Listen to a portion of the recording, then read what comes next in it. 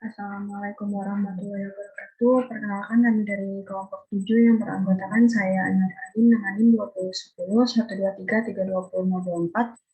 Yang kedua Naifah Reskia dengan NIM 2010 123 22 0032 dan Putri dengan NIM 2010 123 320 0110. Di sini kami akan mempresentasikan tentang teori presentasi diri, teori pengungkapan diri, dan teori Johari Windows.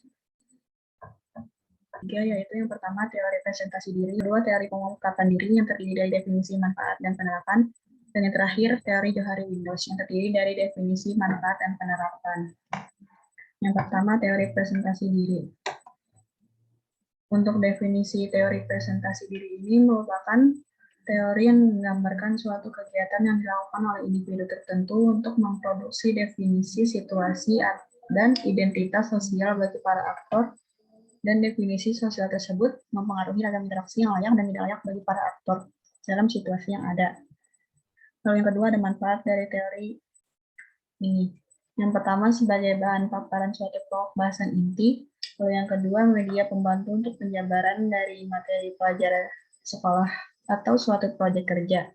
Yang ketiga pasalnya lebih eksklusif karena melibatkan alat presentasi profesional. Lalu yang keempat, audiens biasanya akan lebih jelas jika disertai dengan media gambar dari presentasi itu sendiri. Lalu yang kelima, memupuk mental yang ada dalam diri si pembawa materi presentasi. Lalu yang ketiga, ada penerapan. Yang pertama, pembukaan presentasi yang lebih mengesankan. Kesan pertama adalah segalanya, oleh karenanya Anda harus membuat kesan yang baik dan mengesankan dari audiens mengenai presentasi Anda. Lalu yang kedua, tingkatkan keyakinan dan rasa percaya diri. Salah satu yang menyebabkan Anda sering gagal melakukan presentasi adalah Anda tidak mempunyai keyakinan bahwa Anda bisa. Rasa malu dan grogi seringkali melingkupi diri Anda saat akan melakukan presentasi. Oleh karenanya, yakinkanlah diri Anda bahwa Anda bisa berbicara di depan orang yang banyak. Lalu yang ketiga, tunjukkan rasa semangat, rasa gembira, dan bahagia. Ketika presentasi sudah dipersiapkan dengan baik, yang perlu dilakukan selanjutnya adalah menyampaikan presentasi tersebut dengan bersemangat, tidak loyo, malas-malasan, ogah-ogahan, dan tatapan kosong. Lalu yang keempat, sering berlatih dan simulasi. Rasa malu, sungkan, dan keraguan yang tinggi menyebabkan presentasi yang akan Anda sampaikan seringkali gagal dan tidak maksimal.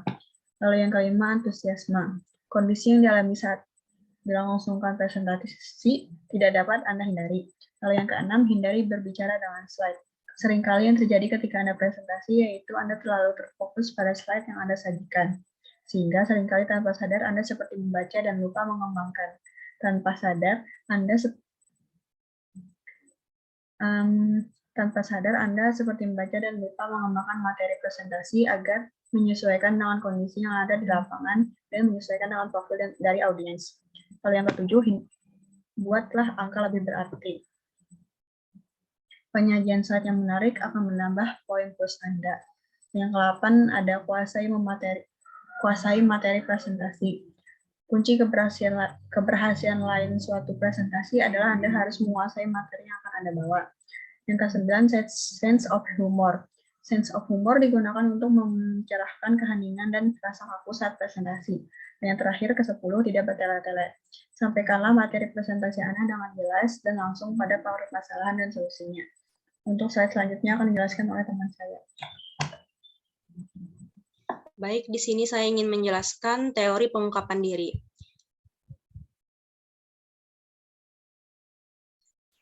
Yang pertama, definisi teori pengungkapan diri. Secara garis besar, pengungkapan diri itu berarti keterbukaan diri untuk membatasi. Pengungkapan diri sendiri merupakan salah satu kemampuan yang dimiliki individu untuk berinteraksi dengan lingkungan sosialnya. Apabila individu memiliki kemampuan baik dalam pengungkapan diri, maka individu akan memiliki banyak teman dan mudah untuk bergaul. Pengungkapan diri bersifat apabila individu merasa nyaman, saling memiliki, dan mengenal dengan baik karakteristik kepribadian setiap orang. Keunikan manusia itu disebabkan oleh adanya hal yang berbeda antara manusia itu sendiri yang tidak lepas dari kepribadian yang dimilikinya. Next. Yang kedua, ada manfaat teori pengungkapan diri. Manfaat teori pengungkapan diri yaitu meliputi yang pertama pengetahuan diri. Dalam perspektif ini, seorang individu yang telah melakukan pengungkapan diri akan mendapatkan pandangan lain yang lebih mendalam tentang diri dan perlakuannya dari para pendengar atau individu lain. Kemudian yang kedua, kemampuan mengatasi kesulitan.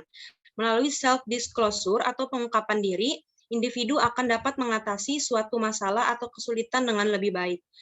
Dengan mengungkapkan perasaan dan menerima dukungan, bukan penolakan atau rejection, individu akan merasa lebih siap untuk mengatasi perasaan bersalah dan mungkin mengurangi atau bahkan sampai tahap menghilangkannya. Yang ketiga, ada efisiensi komunikasi. Seseorang memahami pesan-pesan dari individu lain sebagai besar dilihatnya dari beberapa jauh individu memahami individu lain secara personal. Pengungkapan diri memiliki peran penting akan hal tersebut. Individu tidak akan dapat memahami individu lain tersebut secara utuh dan menyeluruh ketika individu lain tersebut tidak pernah mengungkapkan dirinya sekalipun telah hidup bersama bertahun-tahun. Yang terakhir, ada kedalaman hubungan. Pengungkapan diri sejatinya adalah bukti bahwa individu mempercayai individu lain, menghargai dan cukup peduli dengan suatu hubungan untuk mengungkapkan diri kepada individu. Next. Yang selanjutnya ada penerapan teori pengungkapan diri. Masing-masing individu harus memiliki kemampuan untuk mengambil keputusan terkait pengungkapan diri. Hal ini dikarenakan setiap individu tentu mempunyai tujuan dan maksud yang berbeda-beda dalam pengungkapan diri. Yang pertama, ada motivasi pengungkapan diri.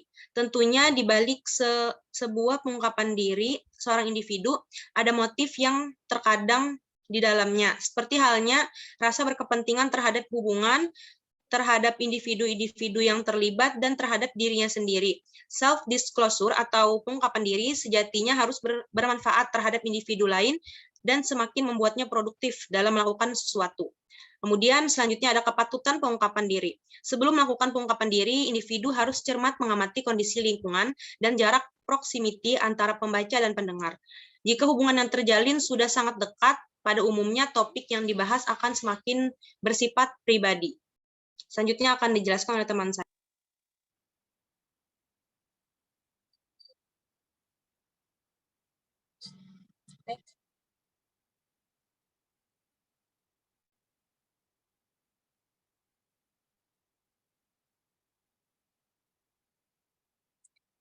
Selanjutnya ada teori Johari Window.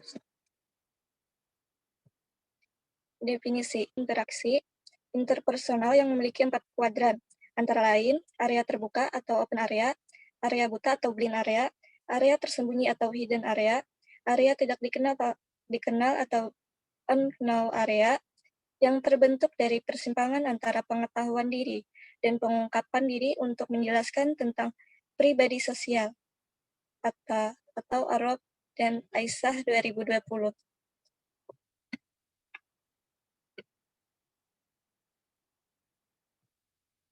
Next. Selanjutnya ada manfaat dari teori Johari Window yang mengenai tekniknya, bahwa individu harus terbuka kepada yang lain bagi yang lain, sehingga terbentuk komunikasi yang baik antar individu. Berarti, dapat dinilai bahwa teknik Johari Window sesuai untuk menyelesaikan masalah siswa dengan keterbukaan diri yang rendah, karena siswa dengan keterbukaan diri yang rendah membutuhkan pengembangan komunikasi di antara siswa-siswi lainnya.